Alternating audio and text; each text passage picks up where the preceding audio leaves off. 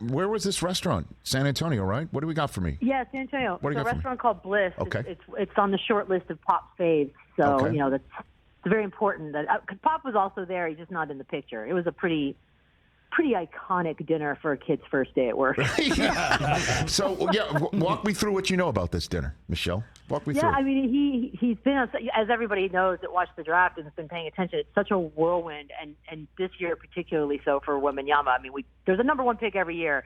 It doesn't feel like this, and so he's been nonstop going at it. They flew him in. There were several hundred people waiting at the airport, which when I tell you it's hot here, that doesn't even do it justice. It's disgustingly hot. And so to just wait out there for him, and then next thing you know, it's him. His family was all there. 2 chef's tables were set up. His family was at one, and then all the guys were at the other. And it's just, getting Tim to come out is big. Sean's like free meal and wine. He'll be there. He's easy. But That's me too. That's me exactly, too. Right? Yeah. If Pop's picking up the tab and he's picking the wines, no brainer. But it's just such a, I'm not a very cheesy person when it comes to this stuff, but it is different here, I think, than 99% of teams, because there were a lot of kids that were flown into the cities that they're going to now play for, and this was not happening. They don't have legends that are still in town that are willing and able and want to sort of take you under their wings. And so it's pretty cool. And Tony Parker will also be a part of this entire thing. He's just more back and forth, I think, than most of the guys.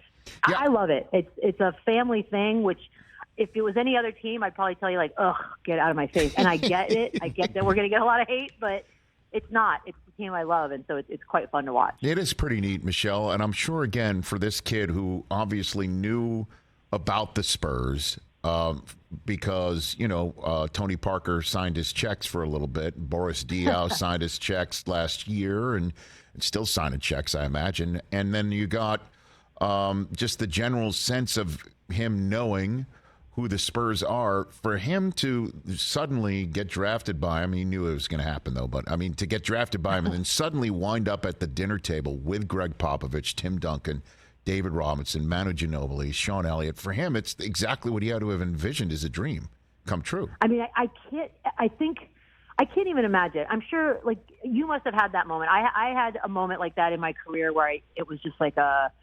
goosebumpy sort of tears, and then Zaza Pachulia murdered Kawhi Leonard in the Western Conference Finals, and it was over. But it was really good up until that point. And so I feel like for this kid, you have all of those things, and you're 19. And yes, he's a worldly 19, and he's been doing this for quite some time, but he's still 19, and I'm not going to forget that. And it's hard to forget it when you're sitting across looking at them. Both the guys, we've got 2 French guys in this draft. We are the most international team. It's just so many languages being spoken. I kind of love it. But it was crazy to think, and I'd ask them about it, is that they kind of grew up. I mean, they knew who Tony Parker is such a success story, because when he came here, nobody knew who he was. He was just this 18-year-old that they took a flyer on, and it worked out perfectly. And Boris Diaw. What I did notice, and I'm not even trying to be shady about it, but I left there the other day thinking no one mentions Rudy Gobert. And I thought it was crazy. These kids all grow up playing basketball, wanting to come over here and be in the NBA. And it was Boris Diaw and Tony Parker, and nothing about Rudy Gobert. So I don't know. Somebody needs to get to Rudy Gobert and work on the PR. I mean, if we're on the subject of lost Frenchmen, how about Evan Fournier, Frederick Weiss, Frank Ntilikina? They're not getting their due. You know what? Oh, yeah, that could have been great. You know what I mean? I know. It's Boris Diaw. I love that Boris Diaw. I mean, granted, he's now like a GM, but he wasn't always. I mean, he's mostly known for sailing around the world in his boat. So it's kind of cool that the French kids. It's such a weird connection to San Antonio and France. Like, I would have, if you told me that 25 years ago, I would have laughed. Catch the Rich Eisen Show every single day on the Roku channel, 12 to 3 Eastern, for free.